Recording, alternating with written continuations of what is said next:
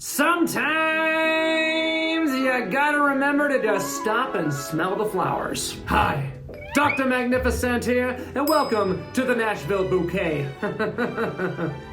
Yes, you knew it was coming at some point, having a perfumery-themed channel. We must talk florals. Something which may scare certain people off, you know which kind. But this isn't just any old list of nasty, nose-smacking old flowery perfumes. Did your granny just pop into your mind? Well, you should give her a call. She misses you. These 10 I have for you today are, in my opinion, great smelling, completely well-rounded, androgynous floral fragrances. So no matter who you are, who you identify as, or what you tend to prefer in fragrances, all are welcome, seen, heard, and loved on this channel. And there should be at least something that will appeal to you, with that feminine beauty and prowess, but also supported by some masculine-leaning bass notes to where the juxtaposition just gives the overall blends more depth and dimension. There's something for everyone. Although I truly believe fragrance in general knows no gender, because perfumery is an art, smell is subjective, and gendering fragrances is just a marketing ploy. Everyone is free to wear whatever the heck you want, no matter what it says on the box. These 10 here are brilliantly composed, as if the intended mission was to create completely gender-neutral fragrances, all featuring a heavy dose of florals. And we're gonna discuss this custom arrangement, but before we stop and smell the flowers, first you must stop and subscribe. Honey, what are you doing with your life? Subscribe if you haven't yet to become an official nostril. Hit that like button, because I know you haven't done that yet either. Thank you! That's all. Okay, 10 amazing androgynous floral fragrances. The gardener is now in. The hot gardener, you know. Hey there, Mrs. Cromwell. You don't mind if I trim your hedges shirtless and oiled up, do you? Let's start with Shalimar. Yeah, Shalimar. Not only one of the finest examples of an androgynous floral, but also a timeless classic. I mean, really timeless. It's encroaching on 100 years in production. This is the Eau de Parfum flanker, which seems to be less floral than the original Eau de Toilette from what I've read, but I haven't smelled it, so I can't speak to that. Less florals, I guess, would make it even more androgynous, although still floral heavy with iris, jasmine, and rose. Also really heavy on the citrus, then some rugged notes like leather, civet, and musk. Vanilla, tonka, and incense add some sweetness and spice. The presentation made me assume that it was heavily feminine, even though I do believe it to be more feminine leaning. I think regardless of whether you prefer more feminine or masculine scent profiles, this can appeal to all. At least that's the case for the EDP. Can't speak for the EDT quite yet. Next, Must de Cartier. A must for all floral fragrance fans. It's a scent for me. As a lover of the perfumery art form, it's probably not for the average guy, speaking as a guy, but still it smells really good, really sexy, and a little smoky on me. Not like a campfire smoke or a cigar smoke. No, it's like a dirty, trashy, ashy cigarette smoke, which sounds really gross, but the way it's done here with the florals is really cool. I've really grown to love this one. No idea what causes that, because they only list 3 notes. Love that. Our main floral note is jasmine, along with galbanum and vanilla. I know there's more to it than that. This Parfum flanker came out in 2015, while the original EDT was released in 1981. So, another one with a good amount of history. I do recommend trying this one though if you're unafraid of slightly more feminine leaning florals while containing some masculine and sensual elements as well, i.e. that kind of cigarette smoky thing it's got going on. I don't know if anyone else gets that, but that's kind of just what I get on my skin. And of course the bottle's really cool too. Come on. If you have a special someone who loves floral scents, this one will impress. Why don't we see what old Tom 44 can do with Jasmine? I've been loving the newest Tom Ford to my collection. It's Jasmin Rouge. And yes, I'll admit the fancy red bottle was a selling point. Kind of the same deal with Must de Cartier. What can I say? I'm a sucker for a sexy bottle. An underrated Ford fragrance, I believe. This has a powerful feminine energy. And it smells, oh, so good on me. Also a great example of how well jasmine, neroli, ylang ylang, and Spanish broom, a sweet yellow flower, all comes together, yet peppery and spicy with pepper, cardamom, cinnamon, and ginger, but then a rough twist in the base with leather, woods, and clary sage for balance. This is a voluptuous, bold, powerhouse of a feminine scent that just yells out, "Don't f with me." I like how you handle your Jasmin, Tom. Now let's see you work that lavender with Lavender Extreme, also by Tom Ford. And also a bottle which really suckered me in once I saw it. But inside this stunning, shining, flashy bottle is possibly my favorite lavender dominant fragrance ever. Lavender is known for giving off a relaxing aroma, and this supplies that, but it's also sweet, creamy, and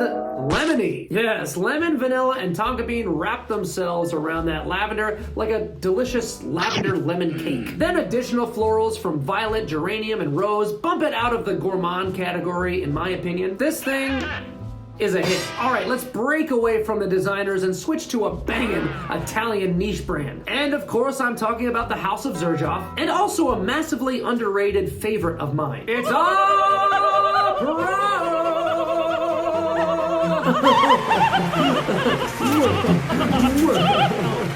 Outr-eau is a rose ylang-ylang pairing with some fruits, some woods, nutmeg, vanilla, amber, patchouli, leather. It has a darkness in its soul. Like if you could smell the phantom of the opera. Okay, actually that might be kind of gross. I don't know how often they bathed back then. You know what I'm trying to say though. The overall dark melancholy theme. Oh, that's what this gives out to me. If you were to go out and see Phantom of the Opera live, definitely pair it with this. It's elegant, classy, old school, yet modern, upscale, yet versatile, feminine, yet I believe appealing to a wide range of personal preferences. I don't know, it has this elusive personality I haven't quite figured out yet. But whatever she's all about, I'm drawn to it. And I'm definitely drawn to that black velvet bottle. Yeah, come on.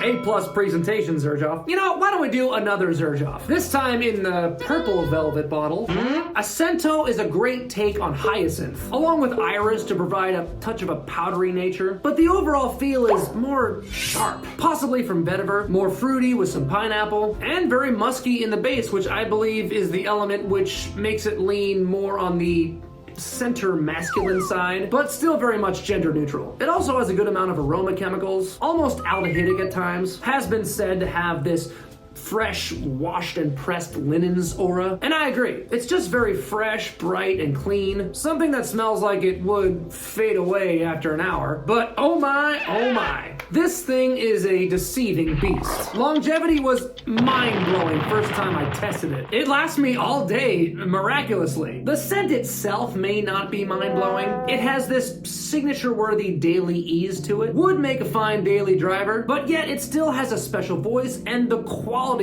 is extremely top shelf. Let's talk some white florals now. Chinatown by Bond No. 9. This thing is stunning. And what a stunning bottle too. I mean, come on, look at that. This is a unique scent to me because it features some floral notes I don't see too often in the mainstream, like peach blossom or peony. It also has gardenia, orange blossom, and some tuberose.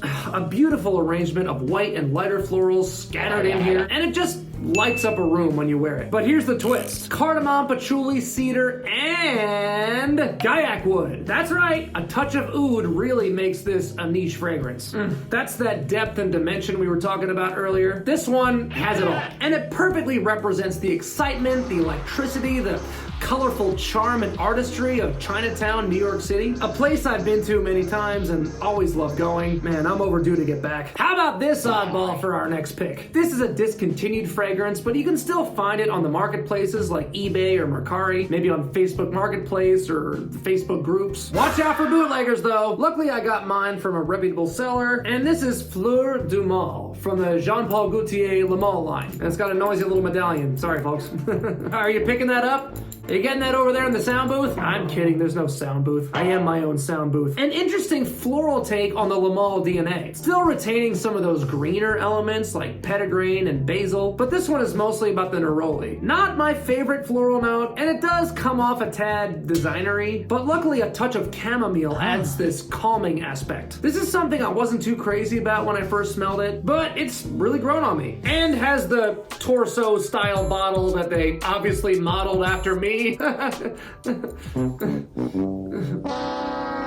I think I'm gonna run to the gym after filming this. Although it says Fleur du male, it really has a lot of feminine beauty, a lot of uniqueness. Some love it, some hate it. It's a scent of its own, that's for sure. This next one though, you can easily pick up nearly anywhere. It's the original Noir Eau de Parfum by Tom Ford. Sorry, I have 3 Tom Fords in this list, but what can I say? The guy can do it all. And he obviously knows his florals. This sucker is all about the violet and iris. 2 floral notes I love together at last. I just wish it would last a little longer. Yeah, unfortunately, this one's a little disappointing on performance, but it's not terrible. Actually, I love the fact that this designer fragrance takes you on a massive olfactory journey. The violet iris, geranium, and Bulgarian rose hit you in the beginning and remain throughout the life of the fragrance, but as it dries down, you get amber, opopanax, leather, vetiver, civet, styrax. It just gets so complex in its full development, which is why it makes me so sad it gets so faint once it reaches those intricate bass notes. But that's why I think this would make a great date scent, whoever you are. Because it still is quite androgynous and not extremely loud. It just settles into this dark, mysterious lure. It does get overshadowed by Noir Extreme, which I should add is the ultimate date scent. Very sweet and sexy, and ironically smells nothing like Noir EDP. But I think Noir EDP deserves love too.